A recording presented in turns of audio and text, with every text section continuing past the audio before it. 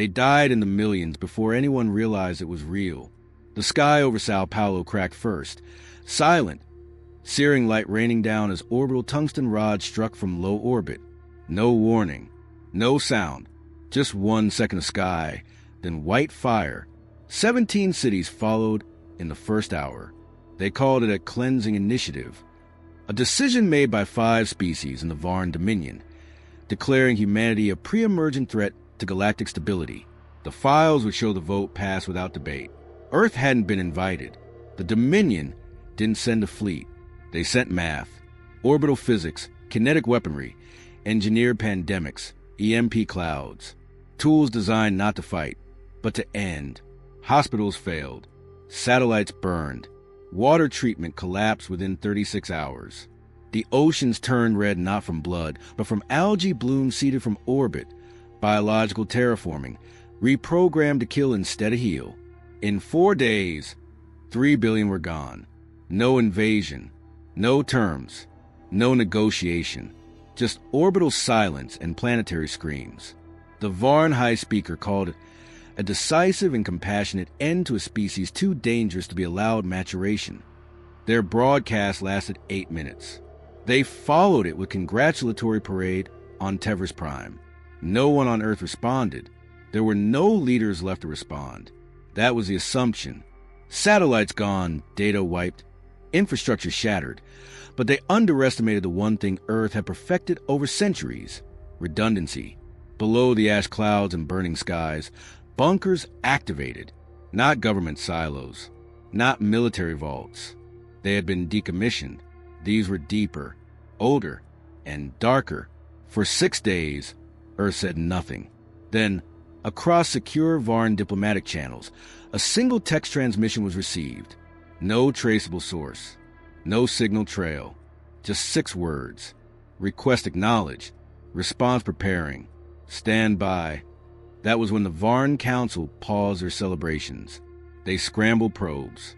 None returned data. They increased orbital surveillance. It showed nothing but global devastation. No energy spikes, no fleet movements, no launches. But Earth's silence now felt different. It wasn't the silence of death. It was the silence of attention. Varn analysts dug into old Terran archives. Intelligence that had been dismissed, mocked, redacted. One name came up repeatedly: Project Cerberus, a rumored contingency. Blacklisted, allegedly dismantled. Files marked with inhuman classification. No technical specs. No deployment logs. Only warnings, penned by human oversight committees. Cerberus is not a weapon. It is a final admission that peace failed. Do not awaken it unless you are prepared for what humanity becomes when the leash is removed. The Varn Dominion dismissed it as fear propaganda, until they detected faint gravimetric pulses beneath the Pacific. Then another beneath the Siberian ice shelf. Then 17 more across continents they thought were burning, dead. The pulses weren't communication signals. They were countdowns. And when they stopped, there were no launches, no flashing lights, no noise, only ships, black, silent, unnatural, rising from the crust of a murdered world and vanishing into the void without a trace. The Varn High Speaker requested a tactical report. The reply was a single sentence: "We are not responding with our armies. We are responding with what we buried." They weren't soldiers. They weren't machines. They were the byproduct of every fear Earth had about its own future, sealed away because even humans had limits. Cerberus units, created during the Cold Expansion era, when first contact was still theory and extinction was a real-time forecast. Designed not for conquest, but for retaliation beyond diplomacy. Bioengineered operators, neuromesh warforms, AI symbiotes that weren't piloted. They bonded. Too dangerous to keep. Too cruel to kill. Earth buried them beneath kill switches and threat detection locks. 3 billion dead shattered every lock at once. From beneath tectonic plates, from forgotten hangars fused into bedrock, from cold vaults under the South Pole, they woke. The Dominion never saw them launch, because Cerberus didn't use traditional thrust. Their ships were built around inversion drives, devices that folded vacuum on itself, allowing them to vanish from reality and reappear elsewhere. Not FTL, non-linear insertion. To outside observers, the effect was horrifying. One moment, nothing. The next, impact. Entire Dominion monitoring stations began vanishing in perfect intervals, as if being edited out of history. They didn't fly in fleets. They moved alone or in threes, never broadcasting, never signaling. Each unit was a complete war front, combatant, ship, and strike doctrine fused into a single will. There was no command center, no generals, just objectives, hard-coded into them when Earth was still whole. Terminate strategic assets. Eliminate Dominion capacity to retaliate. Broadcast nothing. Leave no Earth personnel exposed to capture. Each unit had a name, but not for identification. For memory. Pale Engine, Hollow Mercy, Dog 7, Linebreaker, Wraith Black, names spoken only once, in classified briefings no longer archived. They didn't seek vengeance. They executed verdicts. The first Dominion warship, destroyed by a Cerberus unit, wasn't even in a war zone. It was in orbit over an allied planet, running drills. 3 seconds after arrival, its drive coordinated inward, impossible by physics. The recording, pulled from a nearby scout drone, showed the Cerberus vessel for only a frame, black, wingless, featureless, a shape that light refused to land on. No distress calls, no warning. The Dominion scrambled to respond, dispatching fleets, activating defense grids, raising diplomatic queries. None were answered because Cerberus didn't reply. They moved again. 71 command centers in 12 systems hit in under an hour. Each one disappeared without radiation trails or kinetic evidence, just mass missing from the universe. Their maps began showing blank spots, sectors that had existed and now simply didn't. Panic took root. Civilian channels erupted with speculation. The Dominion lied, called a solar flare event. But then came the footage from Tarsus Prime, a Cerberus unit walking through atmospheric flame, untouched, dragging something behind it, a Varn general's war throne, with a severed comm node still transmitting the same phrase over and over. Response acknowledged. Execution in progress. The monsters hadn't been unleashed to fight a war. They were unleashed to end the conversation. The Dominion tried to respond. They deployed task forces, rerouted patrol fleets, activated every defensive AI net they had. None of it mattered. Cerberus units didn't meet enemies in open battle. They bypassed battle entirely. The defense array at Kaleine's Belt never even saw the unit arrive.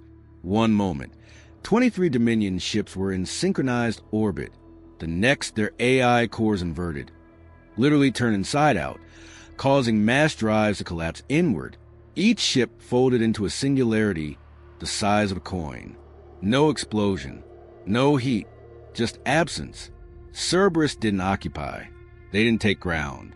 They didn't plant flags. They left holes.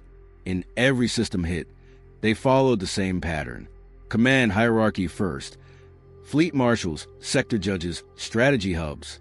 Not a single kill was wasted. Civilian installations were untouched unless housing military infrastructure. Entire planets were left in confusion, unscathed, yet cut off from their governments completely. The Varn Dominion began broadcasting open surrender signals. Cerberus never responded. They weren't programmed to. At a border colony named Gornith. 6, a Dominion admiral transmitted a full ceasefire declaration, repeated across multiple bands. In response, the Cerberus unit assigned to the region didn't strike the colony. It simply left, after hacking the colony's planetary speakers and replacing their standard tone with an unbroken audio file.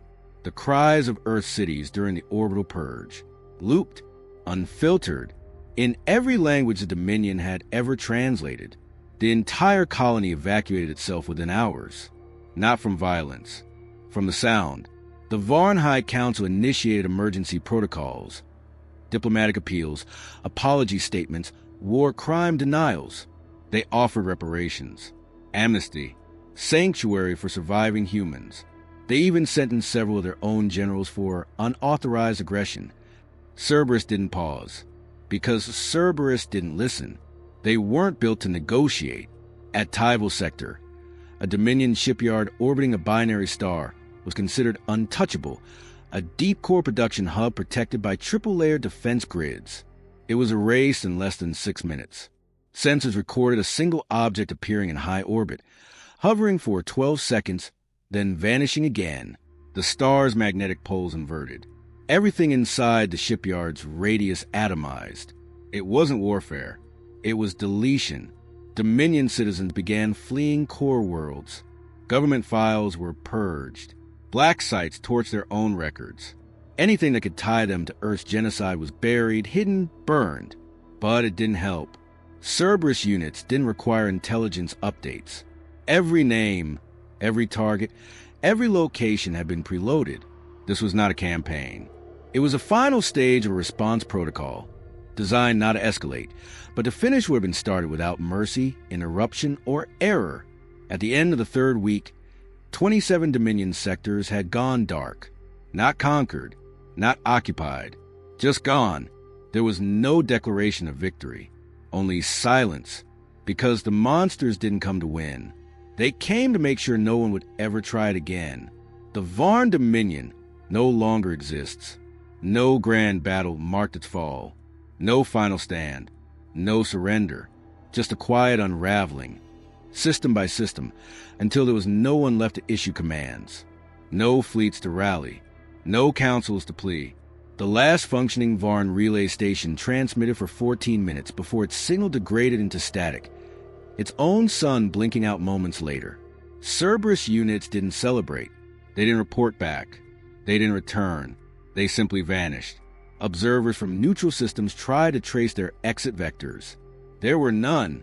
It was as if they had stepped out of existence again, exactly the way they came. No human colonies sent messages. No Terran banners were raised. Earth didn't claim territory. It didn't gloat. It didn't speak. But the galaxy listened anyway. Because in every system where a Dominion world had burned, a single thing was left behind. A small black obelisk, unmarked, unconnected to any power grid, humming faintly with residual radiation. The message etched into each one, in every known language, read, "Earth does not forget." In the weeks that followed, fear spread faster than any fleet ever had. Empires that once mocked humanity began audits on their own war archives. Species that stood aside while Earth burned erased records, disbanded intelligence units, decommissioned old espionage programs, not because they were threatened, but because they understood there would be no second message, no second chance. Humanity hadn't retaliated to prove strength. It had responded with finality. What the Dominion had called a mercy strike, Earth treated as a genocide and corrected it. Cerberus didn't destroy populations. They surgically amputated corruption, and they'd done it so fast, so coldly, and so completely that entire galactic regions now existed without a known authority. Still, Earth remained quiet. A single probe launched by a neutral exploratory vessel entered Sol System 90 days after the last Cerberus strike. It recorded vast reconstruction on Earth. Cities being rebuilt, orbital yards reactivating, atmosphere stabilizers humming across once dead continents. But something new surrounded the planet. 12 black constructs, orbital sentinels, motionless, no visible weapons. But each one hummed with the same frequency as the Cerberus ships. The message was clear, though unspoken: never again. The probe attempted to send a hail. It was intercepted, not destroyed, not jammed, just stopped. Then a single return transmission came through. Earth is no longer part of the galactic community. Do not approach. Do not engage. Do not test. No coordinates. No diplomacy. No invitation. It was not a warning. It was a conclusion. And somewhere, across the far side of known space, fleets still whisper one final truth in the dark. Something every surviving empire now keeps etched in every war room, engraved into every high command entrance, quietly passed between leaders like a sacred truth. If 3 billion dead could awaken those things once, what happens if someone dares to try again?